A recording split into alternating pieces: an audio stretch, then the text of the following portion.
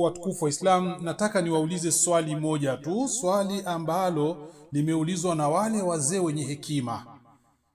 Anasema, man kana Allahu ma'ahu faman alayhi wa man kana Allahu alayhi faman ma'ahu.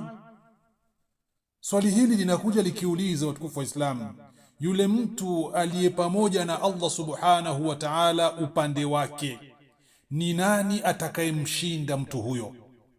Na yule mtu ambaye Allah subhanahu wa ta'ala yuko dhidi yake, Allah hataki kuwa pamoja na yeye, mtu huyo ni nani atakayemnusuru?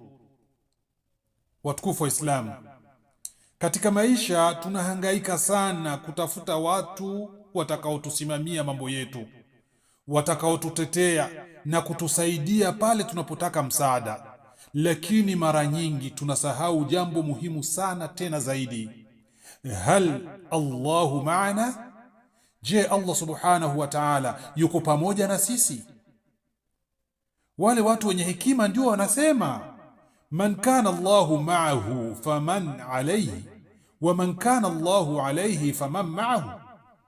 Yani, ikiwa Allah subhanahu wa ta'ala anakusaidia wewe, haijalishi ni nani anayekuchukia, lakini ikiwa Allah subhanahu wa ta'ala amekukasirikia kwa sababu ya maasi yako tu na uasi wako kwa Allah subhanahu wa ta'ala, basi hakuna mtu yeyote atakayekuokoa.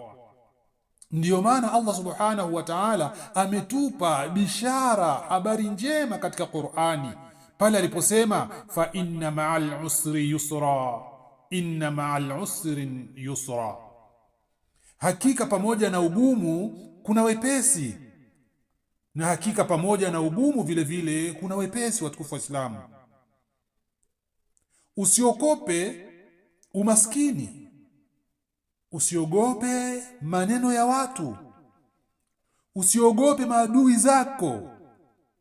Hofu ya kweli ni kumpoteza Allah subhanahu wa ta'ala kwa kufanya dhambi na kuasi amri za Mwenyezi Mungu subhanahu wa ta'ala.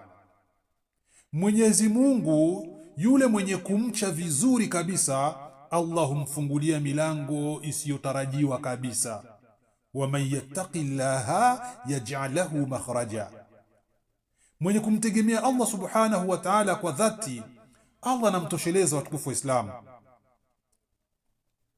kwa hiyo jiulizeni kila siku, je, Allah yuko pamoja na mimi? Ikiwa jibu ni ndio, basi tulia hapo hapo. Hakuna atakayekudhuru isipokuwa kwa alichokiandika Mwenyezi Mungu subhanahu wa ta'ala.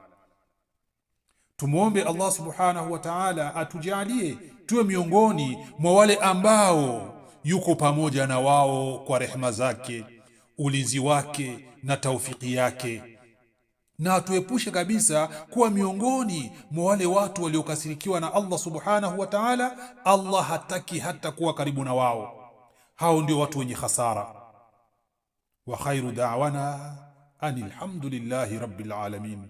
Assalamu alaykum wa rahmatullahi wa barakatuh.